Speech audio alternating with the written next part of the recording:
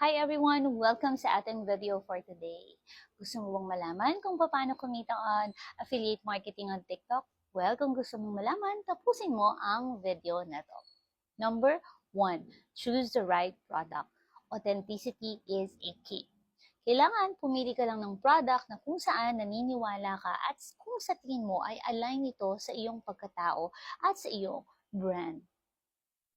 Tip number 2, maging creative ka sa iyong content. So, pwede naman gawin mo itong skit, pwedeng product review, or pwede naman through dramatization. So, TikTok is all about creativity and entertainment. Kung ikaw ay mas creative, mas dadami ang iyong kita sa affiliate marketing on TikTok. Tip number 3, build trust with your audience. So, paano natin ito gagawin? Siyempre, kailangan mag-review ka, yung honest na review and recommendations. Kapag honest kasi ang recommendations mo, mas maraming maniniwala sa'yo at mas maraming bibili. Tip number 4.